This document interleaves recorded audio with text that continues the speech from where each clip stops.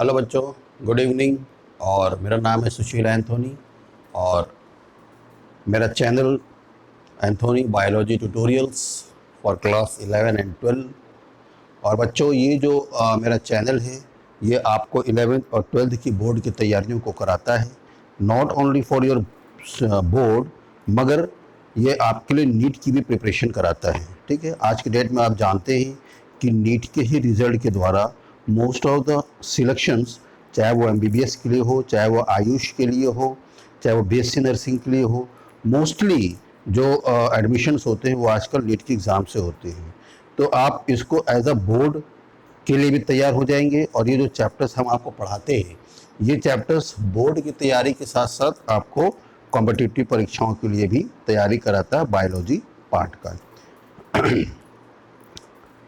और जो वीडियोस इसमें डालते हैं, अगर वो वीडियोस आपको पसंद आती है तो वो वीडियोस को आप शेयर करें, उन वीडियोस को आप लाइक करें, ताकि ये जो चैनल है ये उन बच्चों के लिए है जो बच्चे बहुत ज़्यादा फीस देकर बड़े बड़े कोचिंग्स को अफोर्ड नहीं कर सकते हैं, पहली चीज़। सेकंड चीज़, और जो बड़े बड़े कोचिंग्स हैं उनका खैर क्राइटेरिया भी बहुत बड़ा है। मैं ऐसा नहीं कह रहा हूँ कि आप उनको फॉलो मत करिए, लेकिन जैसे एलन है, एलन वालों का जो क्वेश्चन मॉड्यूल है फॉर नीट के लिए वो बहुत ही अच्छा है, बहुत ही अच्छा उन लोग प्रिपेयर करते हैं और आप उनके मॉड्यूल को फॉलो कर सकते हैं। और उनके जो बच्चे वाकई में नीट की तैयारियों को करना चाहते हैं वो उनके लिए मतलब ऐसा है कि आप जो अच्छे कोचिंग से आप उनको भी फॉलो करिए और आपको जहाँ से भी कोई कंटेंट अच्छा मिलता है आप उसको फॉलो करिए। आपको याद होगा कि हम लोग ने क्लास 12 के लिए रिप्रोडक्शन इन ऑर्गेनिजम्स हम लोग ने पढ़ा था, उसमें हम लोगों ने कई सारे टॉपिक्स को कवर किया था। फाइनली हम लोग आए थे रिप्रोडक्शन पे, और रिप्रोडक्शन जो था उस पर हम लोगों ने दो टाइप के रिप्रोडक्शन हम लोगों को पढ़ने थे, और दोनों को अब हम लोगों को यहाँ पर काफ़ी डिटेल पढ़ने हैं। इसीलिए अब आप लोग इस चैप्टर्स के लिए, इस टॉपिक के लिए बहुत ध्यान से इस बातों को सुनिएगा। ए सेक्सुअल रिप्रोडक्शन के लिए हमने कहा था कि ओनली सिंगल पेरेंट, अगर आपको याद हो तो सिर्फ सिंगल पेरेंट की बात हमने कही थी। फिर नो गैमेट्स फॉर्मेशन हम लोगों ने ये बात करी थी, अगर आपको याद हो तो, sorry, no fusion of gametes.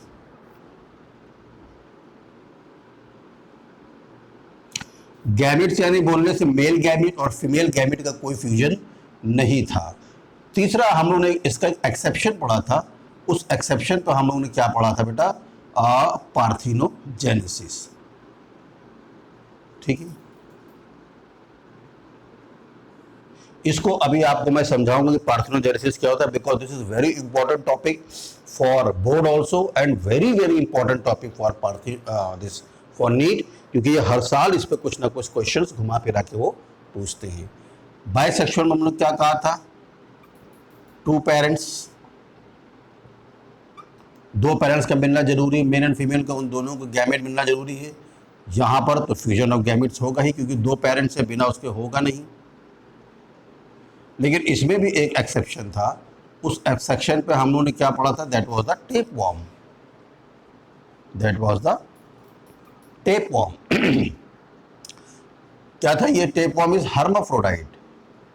Hermaphrodite मतलब होता है ऐसा ऑर्गेनिज्म जिसके पास दोनों ही गैमेट मौजूद हों, that is it is called bisexual.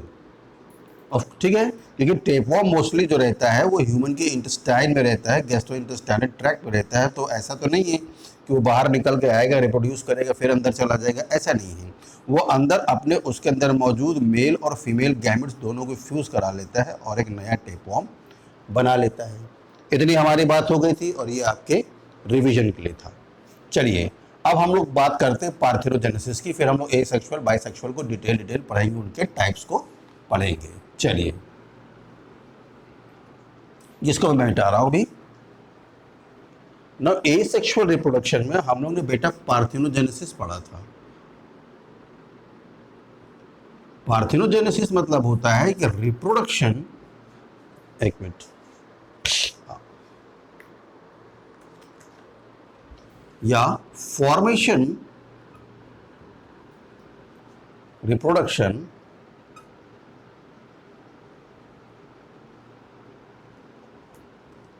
Of new one यानी प्रोगनी फ्रॉम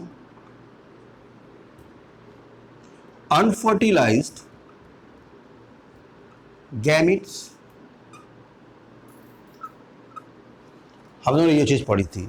फिर अभी हम आपको टाइप्स ऑफ बताएंगे, ये पार्थेनोजेनेसिस वो अलग की बात है, समझ गए। यानी अनफर्टिलाइज्ड गैमिट, गैमिट तो है, जैसे हम लोगों ने वहां क्या पढ़ा था, फ्यूजन ऑफ गैमिट्स। अच्छा मैं बताता हूँ, एग्जाम्पल इसका है बेटा honey bee, and this is very important question for every most of the year in the nits, ठीक है। हनी बी में 3 कैटेगरी होती है, one is called queen, another one is called workers bee, and third one is called drone। ये दोनों ये आपके आगे के चैप्टर में है, इसीलिए आप इसको जानना बहुत जरूरी है, ठीक है। क्वीन इज 2n, बताऊंगा 2n क्या है। Workers bee is also 2n and they both are female, queen तो खैर फीमेल है ही है, और वर्कर्स बी भी क्या होती है, फीमेल होती है, ठीक है। No drone, drone is single n and it is a male, पहली चीज। अब मैंने बोला 2n, सपोज कीजिए ये हम एसेक्सुअल पढ़ रहे, parthenogenesis comes under a asexual reproduction, ठीक। व्हाट वाज दैट, फॉर्मेशन और reproduction of new one from unfertilised gamete, ठीक। थोड़ा सा मैं आपको कंफ्यूज नहीं करना चाहूंगा, लेकिन आपको ये 2n और सिंगल n के बाद बता दूं। 2n मतलब होता है डिप्लॉयड, ठीक है। जैसे ह्यूमन क्या है, वो एक डिप्लॉयड है। डिप्लॉयड बोले तो ह्यूमन का जो मेल है, this is a sign of male, उसके पास x है और y है, ठीक है। तो ये एक नंबर ऑफ क्रोमोसोम्स है और ये this one is another number of chromosomes. तो ये single n and it makes the 2n। Same as female, this is a sign of female, it has a 2x, मतलब एक x, दो x होते हैं, तो एक n ये हो गया, एक n ये हो गया, ठीक है। तो ये क्या हो गया, हम लोग क्या है, डिप्लॉयड है। Mostly of the mammals we are the diploid, is that clear.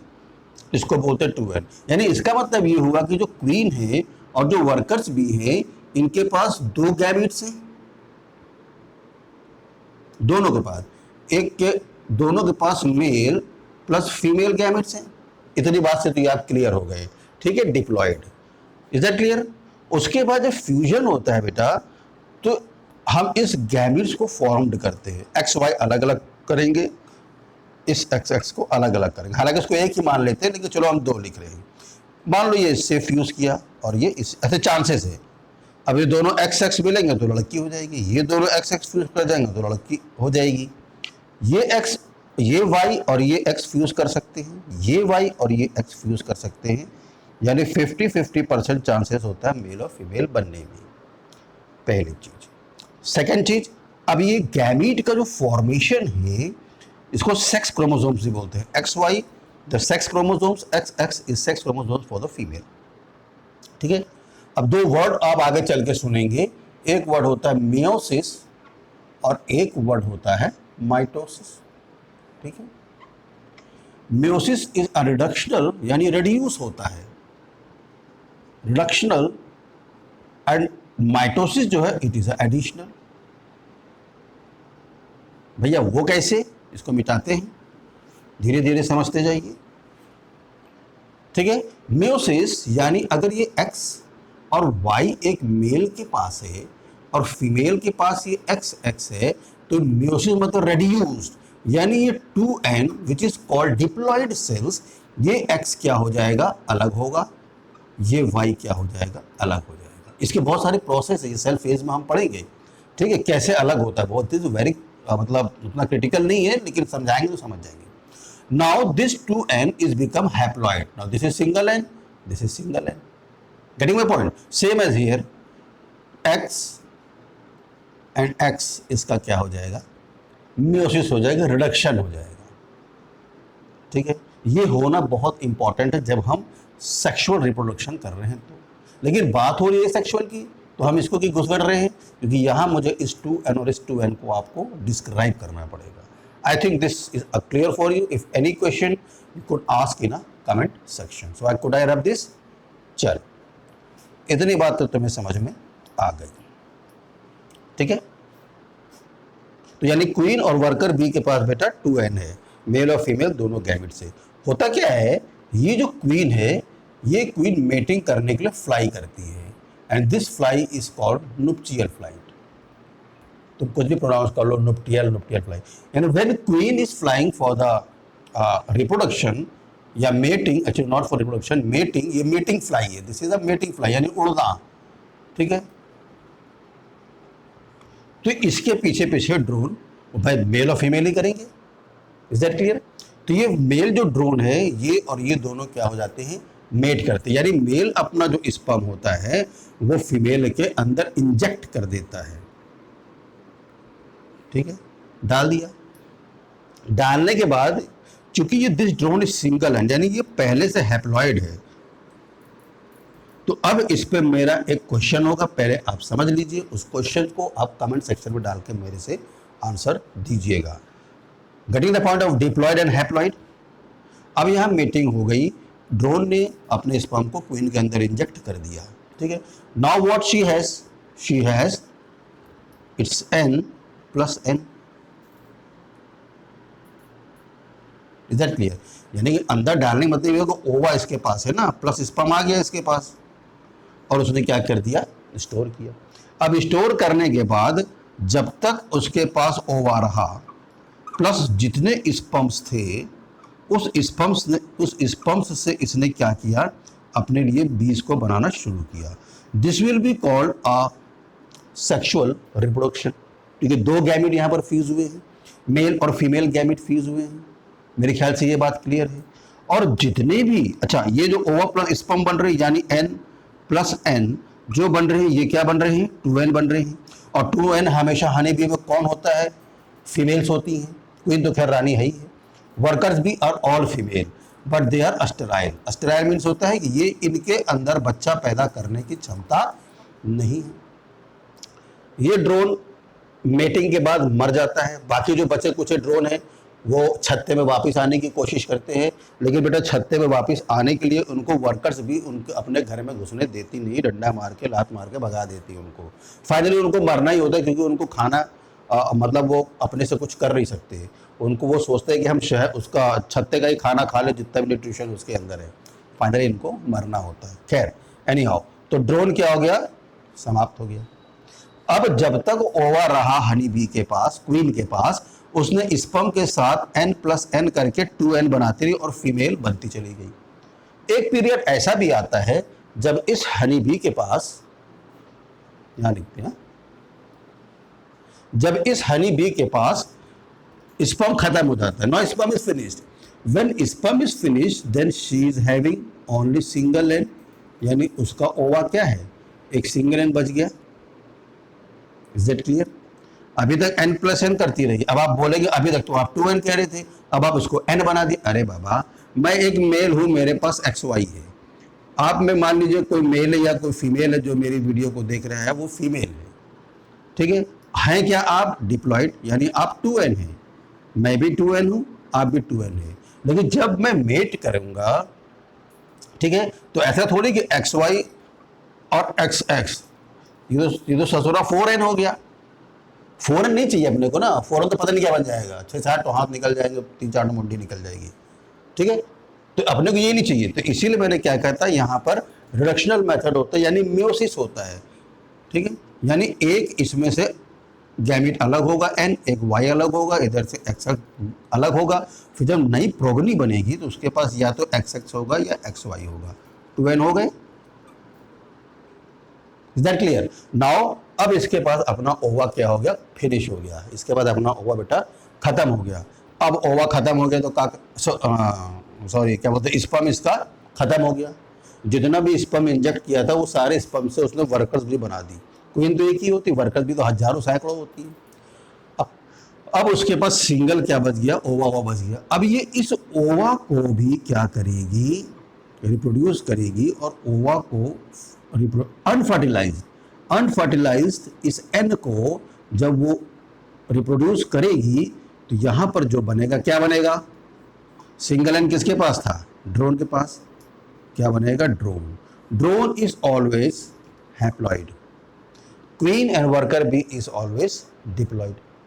यानी कि ये जो ड्रोन बना है, अब ध्यान दीजिएगा, नीट का क्वेश्चन, ड्रोन का जो फॉर्मेशन हुआ that is a asexual reproduction and this is called parthenogenesis. Genesis मतलब क्या होता है, पैदा होना, जेनेसिस। और पार्थिनो यानी कि अनफर्टिलाइज्ड गैमीट से जब एक नई प्रोगनी बनती है तो उसे हम क्या बोलते हैं, पार्थिनोजेनेसिस। यानी यहाँ पर ये पार्थिनोजेनेसिस नहीं है, ये भी एसेक्सुअल नहीं है, लेकिन ये क्या है, एसेक्सुअल है। Is that clear? तो ये नीड के लिए याद रखेंगे, जो ड्रोन भाई साहब हमारे हैं ये क्या है, पार्थिनोजेनेसिस, सॉरी कहाँ गया, पार्थिनोजेनेसिस से पैदा होने वाले एक ऑर्गेनिज्म से। This is called parthenogenesis. I think this is a clear to you. ठीक है, अब हम देखेंगे टाइप्स ऑफ पार्थिनोजेनेसिस। इस चैप्टर को हम लोगों को बेटा 2 और लेक्चर्स में खत्म करना है, इसको हटा देता है तो तुम्हें पता ही क्या पढ़ रहे हो। No, types of parthenogenesis.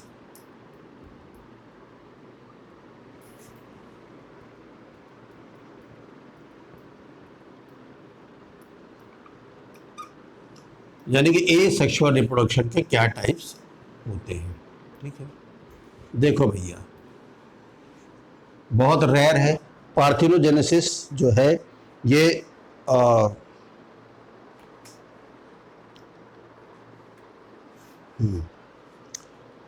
तीन कंडीशन हो सकती है बेटा। एक, अनफर्टिलाइज्ड ओवम से या तो मेल ही मेल बनेंगे, एक अनफर्टिलाइज्ड ओवम से या तो फीमेल ही फीमेल बनेंगी, और एक अनफर्टिलाइज्ड ओवम से मेल भी बन सकता है एंड फीमेल भी बन सकती है। देखो ये तीन कंडीशन होगी, ठीक है, या तो मेल ही मेल बनेंगे या फीमेल ही फीमेल बनेंगे। जिसमें सिर्फ मेल ही मेल बनते हैं बेटा उसे हम बोलते हैं एरेंटॉकी।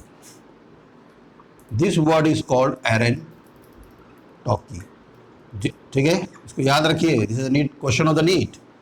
ठीक, मेल ही मेल सब एन है, ये भी यहाँ जो मेल बनेगा सिंगल एन, यहाँ जो फीमेल बनेगी हैप्लॉइड मतलब सिंगल एन, यहाँ मेल फीमेल कुछ भी बने तो वो हैप्लॉइड है। तो एरेंटॉकी में हमेशा क्या बनता है, मेल। यानी जब मेल बनेगा अनफर्टिलाइज्ड ओवम से तो उसे हम क्या बोलेंगे, एरेंटॉकी। अब बेटा इसको एग्जाम्पल्स आप लिख ले, हनी ड्रोन, वास्प, एंड एक बर्ड है टर्की। देखो बर्ड्स भी ऐसी हरकतें कर देती हैं। ठीक है, इज दैट क्लियर? नाउ जब फीमेल ही फीमेल बनेगी then that term will called theriotochy. This is double L, हेलोटॉकी। इसमें मुझे याद नहीं आ रहा है, एक लिजर्ड है, वो लिजर्ड बनती है, I am not able to remember its name, but एक लिजर्ड है, उसको आप ढूंढ लेना नेट पे। ठीक है, अदरवाइज मैं आपको नेक्स्ट क्लास में बता दूंगा। ठीक है, तो एरेनोटॉकी जब मेल ही मेल बनते हैं, थैलेटॉकी जब फीमेल ही फीमेल बनती है, और जब मेल या फीमेल दोनों बन सकते हैं तो उसे हम बोलते हैं एम्फीटॉकी।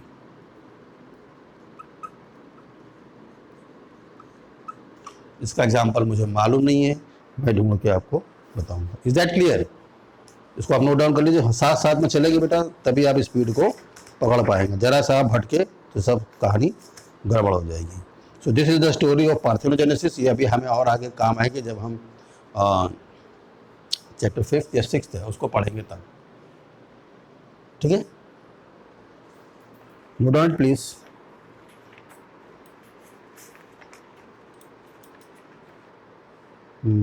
हाँ, principles of inheritance and variations, इसको जब पढ़ेंगे तब हम लोग समझेंगे उसको। चलो, now we will go in detail for the asexual reproduction. उसमें कुछ टॉपिक्स पे आज हम लोग बात करेंगे। Can I wrap this?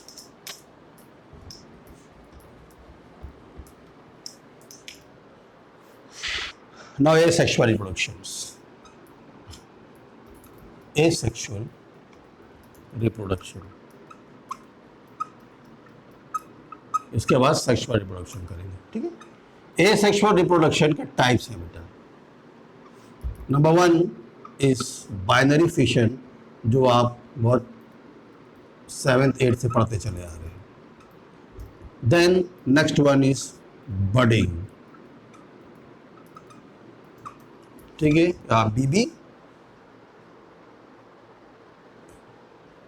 Sporulation सब बताएंगे, बिल्कुल डरने की जरूरत नहीं है। Another one is fragmentation,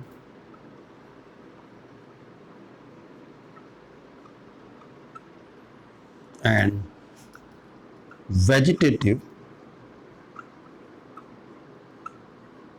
propagation. हर साल इसमें से एक क्वेश्चन नीट में ज़रूर आता है, इसको ध्यान धरेंगे। So these are the types of asexual reproduction. हम स्टार्ट करेंगे बाइनरी फिशन से। Is that clear? Give me a second. देखो बेटा, बाइनरी फिशन आप जानते हैं कि एक सिंगल सेल, ठीक है, जिसके पास अपना जेनेटिक मेकअप है, ठीक है, ये प्लान्ड वे में ये प्लानिंग होती है। मतलब ऐसा नहीं कि आज मूड किया तो हम डबल कर गए, नहीं मूड किया तो नहीं डबल करेंगे, ऐसा नहीं। Binary fission is a planned. Binary fission is done by unicellular organisms also and sometimes multi cellular organisms also. मतलब हम मैमल्स नहीं करते, लेकिन थोड़ा सा जो लोअर ग्रेड के हैं वो लोग करते हैं, ठीक है। तो ये याद रखना है, बाइनरी फिशन यूनिसेलुलर में भी होता है एंड मल्टी सेलुलर में भी होता है, but this is a planned procedure. Planned procedure में क्या होता है, आपने 11th में पढ़ा होगा, आप पूरा क्या होता है बैक्टीरिया को आपने पढ़ा होगा। तो आप जितना भी जेनेटिक मेकअप है, ठीक, इस सिंगल सेल को अपने जेनेटिक मेकअप को क्या करना पड़ता है, डबल करना पड़ता है। यानी ये 1 से 2 डॉटर सेल में बदल जाएगा। इसी को इक्वल हाफ्स, ये डॉटर सेल है। इसीलिए हम लोग ने 11th के पहले चैप्टर में आपने पढ़ा होगा कि जो बैक्टीरिया है वो कभी नहीं मरता है। क्यों नहीं मरता? जैसे ही इसका समय आता है मरने का, वैसे ही फट से क्या कर लेता है, अपने आप को 2 डबल कर लेता। ये फट से 2 करेगा, मतलब उसी मरने के समय ही नहीं, प्लान्ड होता है, किसी भी समय कर सकता है। लेकिन 1 से 2 हो गया ना।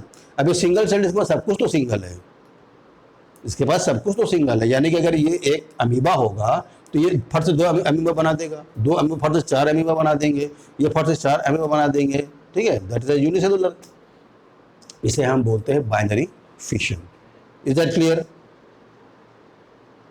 आपकी किताब में दिया है, आप अपनी बुक को खोल सकते हैं, पेज नंबर 6 में उसमें दिया है कि इन बाइनरी फिशन में जो सेल डिवीजन होता है, cells divide into 2 halves and each rapidly grows into adults, ठीक। इसका बेटा एग्जाम्पल है बाइनरी फिशन का, से तो कई सारे एग्जाम्पल, एक कॉमन एग्जाम्पल है amoeba.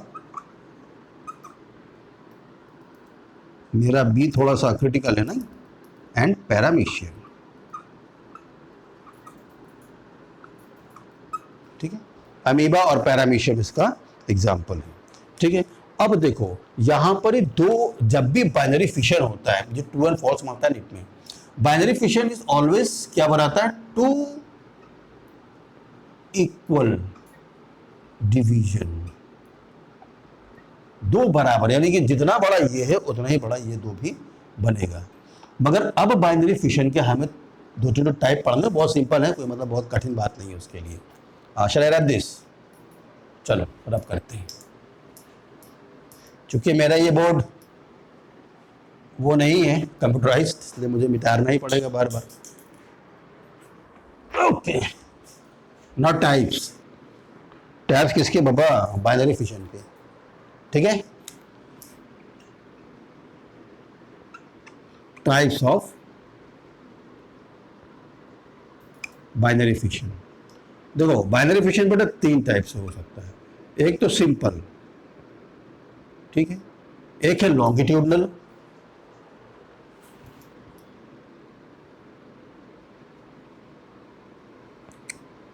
And one is transverse. तीनों का मतलब आप जानते हैं, आपको बताने की ज़रूरत नहीं है।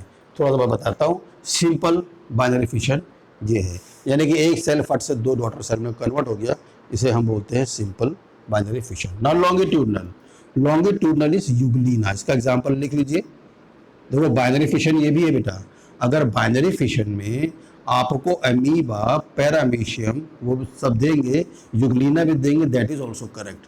मगर अगर टाइप से पूछेंगे कि यूग्लिना जो है वो बाइनरी फिशन किस प्रोसेस से करता है, तो दैट इज लॉन्गिट्यूडनल। यानी कि अगर ये आपका यूग्लिना है तो ये बराबर ऐसे दो भाग में क्या होगा, डिवाइड होगा, asexual reproduction. Is that clear? और जो तुम्हारा ये है ट्रांसवर्स है, इसका एग्जांपल है प्लेनेरिया। अभी सब आपको बताएंगे, प्लेनेरिया एंड पैरामीशियम। पैरामीशियम आप जानते हैं, स्लीपर सोल लाइक इसका स्ट्रक्चर होता है, ठीक है। तो ये कैसे करता है, 2 इक्वल हाफ्स, ट्रांसवर्स, समझ गए? ये तरीका है बाइनरी फिशन का। Binary fission is finished. Next, ये सेक्सुअल रिप्रोडक्शन इज बडिंग।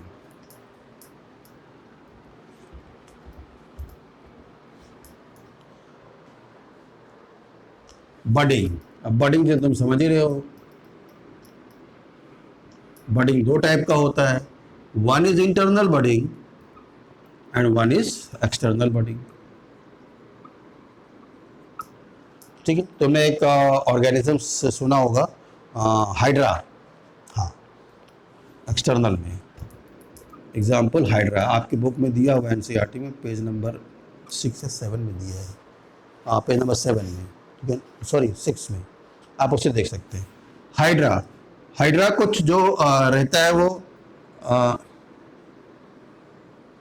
इधर इसका माउथ रहता है, ठीक है। This is adult hydra. अब ये हाइड्रा क्या करता है, अपने बाजू में एक बर्ड्स को बनाने लगता है, ठीक है। दिस इज अ बर्ड, इसी को बोलते हैं बडिंग। कुछ दिनों बाद या कुछ टाइम बाद ये बर्ड यहाँ से कट के गिर जाता है और ये क्या कर लेता है, नया हाइड्रा बना लेता है।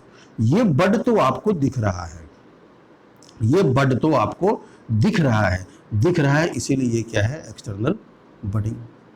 Is that clear? Is that clear?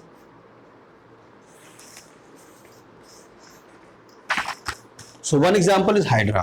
Another example of external budding is yeast. ठीक, yeast is the fungus.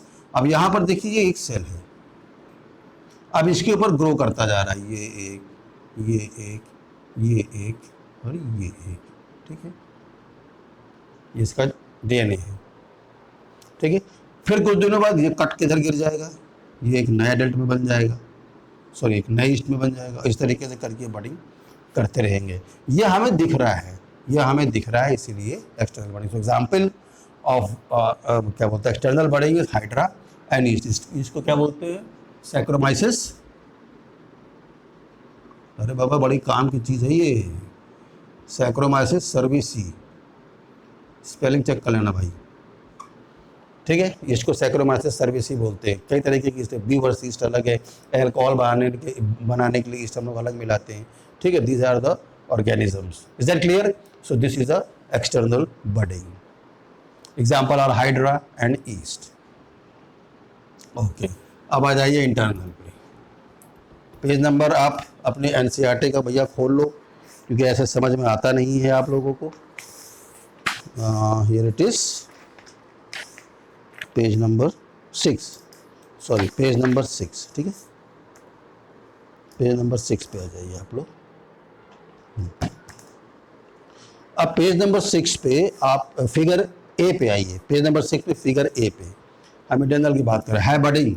अगर सिर्फ नीट का एक क्वेश्चन आता है कि which of the following organisms reproduce from the budding, और अगर उसमें से आपको मान लीजिए हाइड्रा भी दिया हुआ है, ईस्ट भी दिया हुआ है, और अगर आपको स्पंजेस भी दिया हुआ है, तो बाबा ये तीनों ही करते हैं, ठीक है, क्योंकि आप इसके बाहर से तो आएगा नहीं, ठीक है। ये तीनों ही करते हैं, एक कोई चौथा भी डाल देगा उसके अंदर। अगर आपको ये 3 नाम पता है तो कोई दिक्कत नहीं, बडिंग करते। लेकिन अगर पूछेगा इंटरनल बडिंग, तो इंटरनल बडिंग क्या करते हैं बेटा, sponges. Sponges doesn't have tissue, they don't have tissue, they have only a cell. यानी कई सारे सेल अलग अलग अलग अलग जुड़ते हैं, और जुड़ के क्या होते हैं, एक पूरे स्पंज को बनाते हैं, ठीक है। कैसे बनाऊँ मैं स्पंज को, चलो ऐसे बनाते हैं। मेरी ड्राइंग उतनी अच्छी नहीं है। ये एक स्पंज है, जो कि आपको मालूम है ये मरीन है, मरीन में पाया जाने वाला, मरीन यानी कि समुद्रों में, ठीक है। इसमें छोटे छोटे छोटे छोटे छेद होते हैं और ये ऐसे करके मस्त हिलता भी रहता है। आप इसको अगर किसी चीज़ से ठोक देंगे या हाथ से मार देंगे पूरा बिखर जाता है, ठीक है, क्योंकि इसके पास टिश्यूज़ होते हैं ताकि जिससे कि सेल्स को पकड़ के रखें, और सेल को जब नहीं पकड़ के रख सकते तो सेल क्या हो जाता है, फैल जाता है। और फिर लेकिन इसके अंदर एक टेंडेंसी होती है कि वो सारे सेल फिर आसपास से जो जहाँ फैल जाते हैं वो इकट्ठा जुड़ के फिर से क्या बना लेते हैं, एक स्पंज बना लेते हैं, ठीक है। अब इसके अंदर की अगर मैं बात करूँ बेटा, तो कुछ इस तरीके का अगर स्ट्रक्चर में बना दूँ, ठीक है, मतलब कटा हुआ है, क्या बोलते हैं, क्रॉस सेक्शन है, तो इसके अंदर एक स्ट्रक्चर बनता है जिसको हम बोलते हैं जेम्यूल्स, ठीक है। These structures which are called gemmules, and these gemmules can नहीं लिखना चाहिए, develops into new sponge, ठीक है। ये जेम्यूल्स आप देखेंगे यहाँ पर ही आपको बनाया गया फिगर ए में, ये सब गोला गोला गोला छोटा बनाया गया और उसके ऊपर दो तार निकले एलईडी के जैसे, है ना। अभी उस क्या बोलते हैं, एलईडी का भी काम बताएंगे।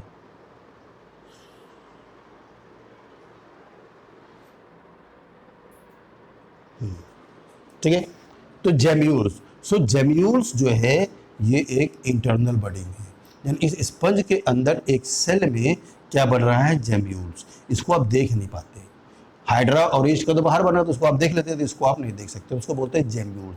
फिर आप देख रहे होंगे कि इस जेम्यूल्स के दो और ऐसे कांटे निकले हुए हैं, ठीक है, और ऊपर से इसके एक ऐसे कवरिंग और है।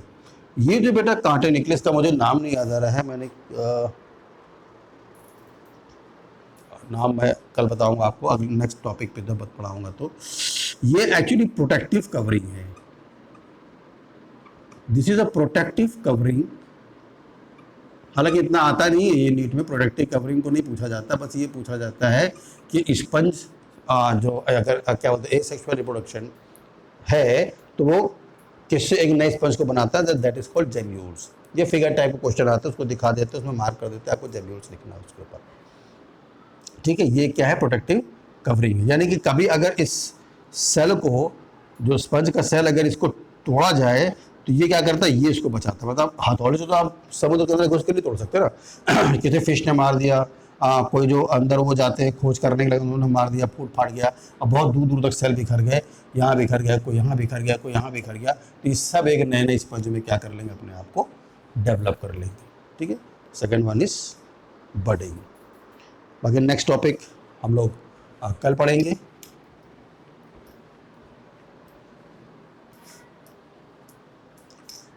और मेरी आपसे रिक्वेस्ट है कि अगर ये कंटेंट आपको पसंद आता है, ये कंटेंट आपको समझ आया है, तो इसको अपने तक सीमित मत रखिए। ऐसे बहुत सारे बच्चे हैं जो नीट की तैयारी करते हैं, मुझे मालूम है, यूपी बोर्ड के बच्चे हों, चाहे वो क्या होता है CSC के बच्चे हो, किसी भी मतलब इस बोर्ड्स के बच्चे हों, उन सभी बच्चों को आपको NCERT की बुक पढ़नी पड़ती, क्योंकि CBSE पैटर्न पे ही नीट का एग्ज़ाम्स आता है। So if you like the content, you please forward it to your friends, और ऐसे भी जो लोग जानकारी चाहते हैं उनको आप फॉरवर्ड कर सकते हैं। Thank you.